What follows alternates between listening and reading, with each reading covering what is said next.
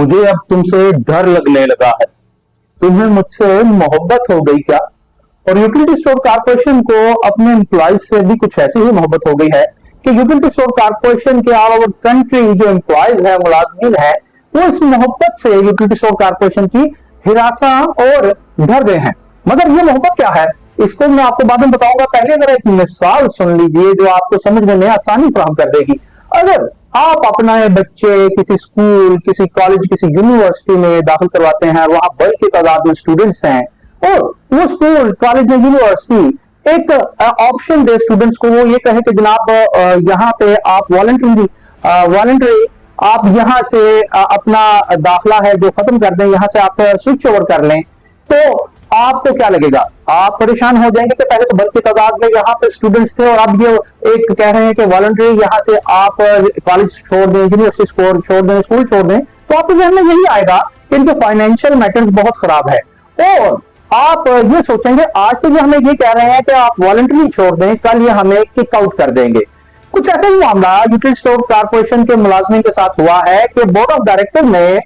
2-3 रोज कबल utility store corporation Pakistan में उन्होंने एक फैसला किया है। वो जो बैक स्क्रीन पे आप नोटिफिकेशन चलता हुआ देख रहे हैं, वो है जी VSS, voluntary separation service scheme है। और ये जो स्कीम है ये है जनाब 50 साल से ऊपर के जो रेगुलर मुलाजमिन है उनको ये कहा गया कि आप वॉलंटरी आप अगर छोड़ना चाहते हैं नौकरी तो छोड़ दीजिए, तो जितनी भी आपकी नौकरी बाकी मानदा रह गई है उसमें आपको 25% आपकी बेसिक पे स्केल का जो है वो जितनी आपकी सर्विस रहेगी, अगर 2 साल बाकी मानदा रह गई तो 2 साल बाकी मानदा की तनख्वाह 25% के हिसाब से लीजिए और आप जाइए।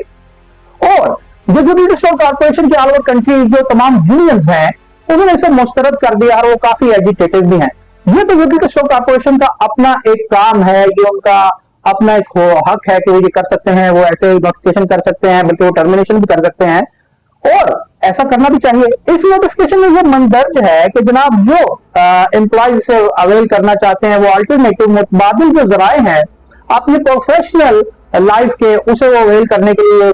बेहतरीन मौका है। तो भाईजान ये बता दीजिए जो 50 बरस की उम्र तक यूटिलिटी स्टोर कारपोरेशन के साथ मरबूत मुंसलिक रहा, अब वो प्रोफेशनल लाइफ में अल्टरनेटिव क्या देखेगा? चले जी ये भी मान लिया देखेगा। फिर आगे से ये कहते हैं कि ये वाकई एक बड़ा हार्ड डिसीजन है ऐसा फैसला, मगर ये आपको दूसरे मौका मुयसर करेगा जो इसे अवेल करना चाहते हैं। तो 50 बरस के बाद पाकिस्तान में जो एवरेज एज है वो कितनी है और कौन से मौका है? फिर से मैं बताते चलूं कि यूटिलिटी स्टोर कारपोरेशन का जो हक है, इस्तेहकाक है, एक इदारा है, वो जो मर्जी करे, भले टर्मिनेशन कर दे, भले तख्फीफ करे, भले इंडक्शन कर ले, मगर इससे मुलाजमीन में से मुस्तरद कर दिया। और हमें कई लोगों के दोस्तों के फोन आए, फोन कॉल्स आई, तो उन्होंने कहा कि स्टाफ भी आवाज बुलंद करे कि ये हमारे साथ क्या हो रहा है। अगर कोई वॉलंटरी स्कीम मुतारिफ भी करवानी है तो ये 25% क्या रेगुलर एम्प्लॉइज है हम, अगर रेगुलर एम्प्लॉइज के साथ ये होगा तो जो कॉन्ट्रैक्ट पे हैं, जो ढाक पे हैं या जो डेली वेजर है उसके साथ क्या होना है। और माजी करीब में हम यूटिलिटी स्टोर कारपोरेशन को बंद करने की बातें भी सुनते रहे हैं